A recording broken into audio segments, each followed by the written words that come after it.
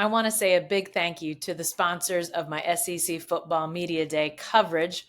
That's Fowler Automotive and Trademark Exteriors Restoration. Scott Petete there at Trademark. To both of them, I cannot thank you enough. Without your support, I wouldn't have been able to go to Dallas for the 4-day SEC Media Day event. I wouldn't have been able to provide the coverage. So I cannot thank Fowler and Scott Petete at Trademark enough. Thank you again for your support of my work. SEC Media Day is done. As you can see, I am no longer in Dallas. I'm back in my home office. I had to actually leave the Dallas Omni and SEC Football Media Day a little early, had some mom duty on Thursday, but I got to see enough, got to hear enough that I've got 3 things that I learned today from day 4 of SEC Football Media Day I want to share with you. First of all, Texas A&M has gone quiet. Well, maybe not quiet, but Mike Elko, the new head coach at Texas A&M, first time for him at SEC Football Media Day as a head coach, coming over from Duke, replacing Jimbo Fisher. He made a comment, and I'm going to read a little bit of it to you. He said, "I'm proud of how quiet our offseason has been."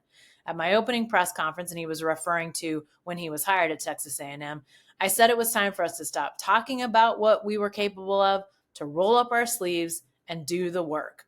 Interesting comments then from Mike Elko, but to hear him talk about the Aggies being quiet is an interesting development. This is a program that is frankly a little bit head scratching that they aren't consistently better, that they aren't more often in the mix for championships, whether SEC or national.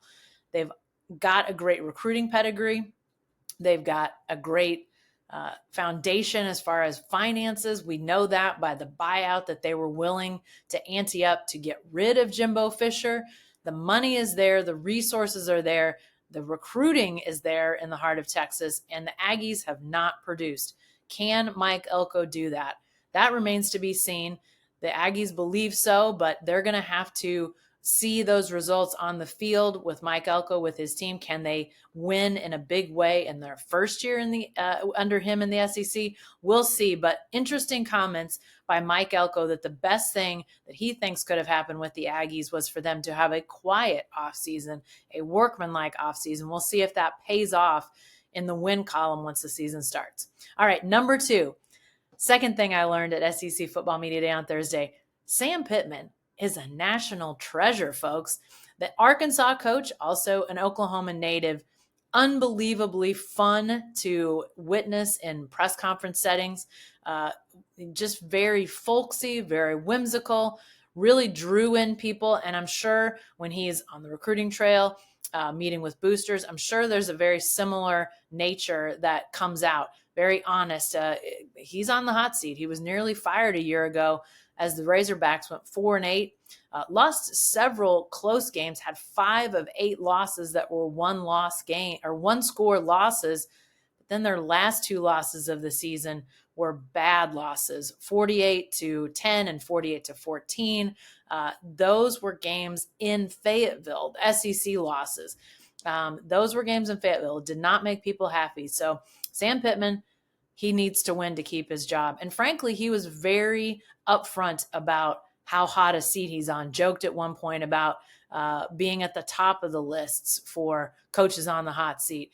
Just very charming, endearing way that he interacted today and talking about his team, but also his job security. He feels good about the moves that the Razorbacks have made in the offseason to get better players, do some different things on their coaching staff, namely hire Bobby Petrino. Yes, that Bobby Petrino to be the offensive coordinator in Fayetteville. So how will the Razorbacks bounce back after what was not a good season a year ago? Oklahoma won't face Arkansas in the Sooners' first season in the SEC, but interestingly, the Oklahoma State Cowboys will face the Razorbacks in a non-conference game. So look to see where the Razorbacks are as that game comes up quickly in the non-conference for the Cowboys, but then as they embark on SEC play later in the year. Third thing I learned at SEC Football Media Day on Thursday, the SEC preseason teams and rankings will be announced on Friday. This is something to keep an eye on. I'm interested to see where the 2 newbies OU and Texas, where do they rank in the team rankings? I assume that Texas will rank really high a year after they won 12 games, went to the college football playoff. You have to think that voters will like the Longhorns. Sooners, probably more middle of the pack, if I'm going to guess, just because of new quarterback, lose Dylan Gabriel, replace him with a promising Jackson Arnold, but still a first-year starter. And then questions on the lines of scrimmage. How will the Sooners be on the offensive and defensive lines? Two areas that the SEC traditionally across the board really strong in. So I don't know where that shakes out. I don't know where the Sooners will be, but it's definitely worth watching. And then the other thing about these preseason teams, what about Sooners on the first team? Obviously, SEC voters, media members largely will not have seen a lot of the Sooners up close and personal, at least anyway. So who do they potentially put on their ballots? Billy Bowman, you have to think, is a guy that will get some high consideration. But, the SEC is a conference that has great defensive backs. Does he crack that first team?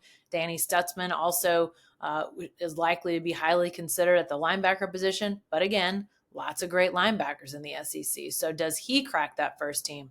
Then I don't know if there's anybody on the offensive side of the ball. While I do think Oklahoma has good players on the offensive side, I'm not sure there's anybody over there that has the track record necessarily to crack that first team. It will be interesting to see, though, what that first team, all-conference team looks like when it comes out on Friday. Something I'll be watching, and I'm sure you'll see that, too, as it comes out on Friday. Well, that's all I've got from SEC Media Day for today, but I'm going to continue to have more ongoing coverage.